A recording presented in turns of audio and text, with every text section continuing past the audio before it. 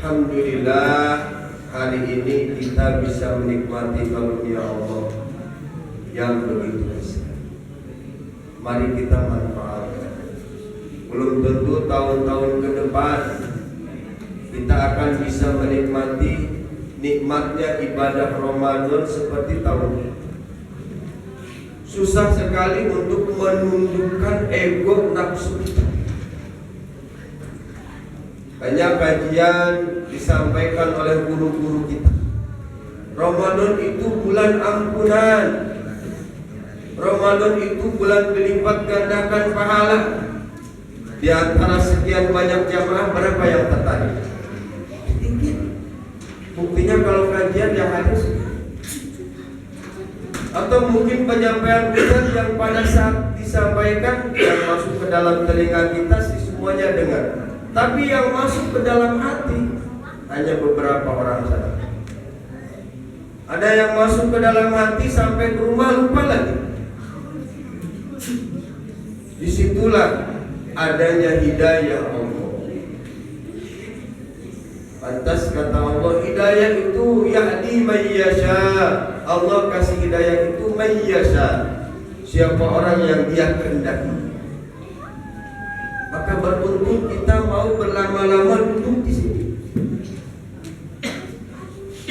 Mungkin kalau kata orang di luar, di masjid masih pada belum bubar. Beruntung kita yang berlama-lama duduk di majlis ilmu, mengikuti kajian. May yuridillahu bihi khairan yufaqihu fiddin. Ketika Allah akan menghendaki hambanya baik, yufaqihu fiddin, Allah kasih paham tentang agama. Oh, kajian ini bagus. Oh, saya mau ikut kajian. Oh, ini Ramadan. Sama-sama kita menurunkan ego. Yuk kita ikuti kajian-kajian yang ada di masjid ini. Jamaah rahimakumullah. An Abdullah bin Umar radhiyallahu anhu, sahabat Allah bin Umar, dalam sebuah hadis berkata, asyamu wal Quran, puasa dan Quran dua-duanya akan memberikan syafaat pada kita di yaumil qiyamah. Fayaqulu siyam ayyu rabbi manahtuhu at-ta'ama was-sahwata fasafiyani bih. Wa yaqulu al-Quran mana'tuhu an-nawma bil-laili fasafiyani bih. Faqala fayusafiyani. Rawahu Ahmad wa Tabrani. Sesungguhnya puasa kita yang kita jalani setiap Ramadan, pada saatnya nanti di yaumil qiyamah, yasba'u lil 'abdi yaumil qiyamah, akan memberikan pertolongan kepada seorang hamba, kepada kita yang menjalaninya di yaumil qiyamah. Lalu puasa yang mana? Yang tahun ini kah atau tahun-tahun sebelumnya kah? Yaitu puasa yang kita jalani dengan meninggalkan hal-hal yang diharamkan ketika berpuasa. Man shoma Ramadan wajtanabal harama fi wal buhtan radiya anhur rahman wa aujaba lahul jinan. Siapa orang yang berpuasa Ramadan wajtanabal haram, dia menjauhkan hal-hal yang diharamkan ketika puasanya, wal buhtan, kebohongan, fitnah, hal-hal yang kurang baik dijauhi, radiya anhur rahman, Allah ridho akan puasanya, wa wajaba lahul jinan, dan Allah wajibkan masuk surga.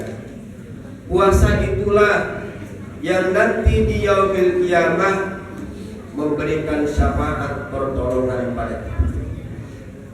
Kalau tahun kemarin mungkin ketika puasa kita tidak mampu mengikuti atau ajakan-ajakan agama, ataukah terlalu banyak nafsu kita yang meruntung kita. Yuk tahun ini kita jadikan Ramadan kita baik. Hal yang diharamkan dalam agama ketika kita menjalankan puasa, yuk kita jauhi. Terlebih itu bisa membatalkan dan merusak pahala puasa kita. Banyak sekali hal yang haram dilihat, haram dipandang. Banyak sekali. Tidak harus cari keluar, dalam rumah juga banyak. Karena setiap hari kita pegang alat.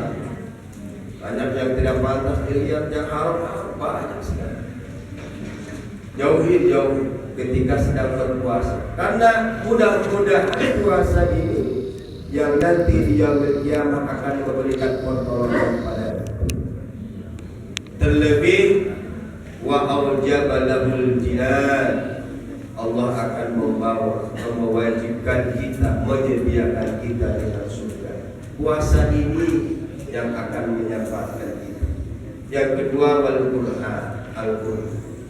Yuk kita perbanyak baca Quran. Syahrul Ramadan, Syahrul Quran. Bulan Ramadan adalah bulan diturunkannya Al-Quran. Yuk kita tingkatkan rajinnya, tingkatkan semangatnya untuk membaca Al-Quran. Tidak ada bacaan yang baik kata guru-guru saya ketika Ramadan itu Quran. Karena mengingat Ramadan ini bulan diturunkan Al-Quran, hudan linas wa bayyinatin minal huda wal furqan.